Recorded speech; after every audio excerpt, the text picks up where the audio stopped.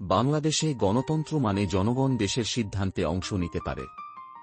আজ আমরা জানব কিভাবে সংসদ সদস্য বা এমপি নির্বাচিত হন এবং 2024 সালের গণ আন্দোলনের পর আমাদের গণতন্ত্র কোথায় দাঁড়িয়েছে। প্রথমে প্রার্থী মনোনয়ন নেন। রাজনৈতিক দল বা স্বতন্ত্র প্রার্থী নির্বাচনে অংশ নেন। তারপর তারা জনসভা ও প্রচারণার মাধ্যমে মানুষের কাছে নিজেদের পরিকল্পনা ও প্রতিশ্রুতি তুলে ধরেন। নির্বাচনের দিনে নাগরিকরা ভোট দিয়ে তাদের পছন্দের প্রার্থীকে সমর্থন জানান। ভোট গণনা করে সর্বোচ্চ ভোট প্রাপ্ত প্রার্থী এমপি হিসেবে নির্বাচিত হন। তারা সংসদে দেশের জন্য কাজ শুরু করেন। 2024 সালে বড় ধরনের ছাত্র ও নাগরিক আন্দোলন হয়, যা শেষ পর্যন্ত 15 বছরের পুরনো রাজনৈতিক ক্ষমতাকে চ্যালেঞ্জ করে। এই আন্দোলনের কারণে সরকার কিছু রাজনৈতিক ও প্রশাসনিক সংস্কারের ঘোষণা করে। নতুন নির্বাচন কমিশন, ভোটার তালিকা ও প্রশাসনিক সংস্কার চলছে। নতুন রাজনৈতিক দলও তৈরি হয়েছে, যারা স্বচ্ছতা, জবাবদিহি ও ন্যায়ের জন্য কাজ করছে।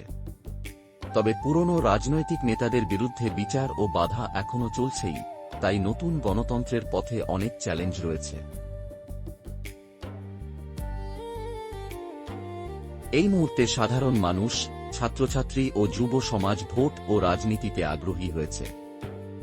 নির্বাচন, ভোটার তালিকা, ভোটের নিরাপত্তা সব ঠিক হলে গণতন্ত্র শক্তিশালী হবে। আপনার ভোট গুরুত্বপূর্ণ।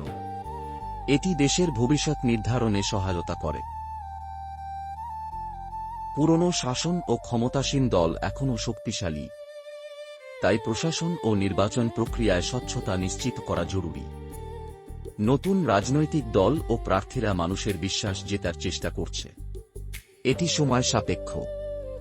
তবে নতুন প্রজন্মের যুব সমাজ এবং সচেতন নাগরিকরা গণতন্ত্রকে পুনরুজ্জীবিত করতে পারে। সংসদ সদস্য নির্বাচন শুধু ভোট নয়, এটি আমাদের সমাজ, আমাদের ভবিষ্যৎ ও আমাদের গণতন্ত্র গড়ার মাধ্যম। 2024 সালের সংগ্রামের পর এখন সময় এসেছে নতুন প্রজন্মের জন্য গণতন্ত্র রক্ষা করার। আপনার ভোট, আপনার অংশগ্রহণ গণতন্ত্রকে শক্তিশালী করবে। ভোট দিন, সচেতন থাকুন।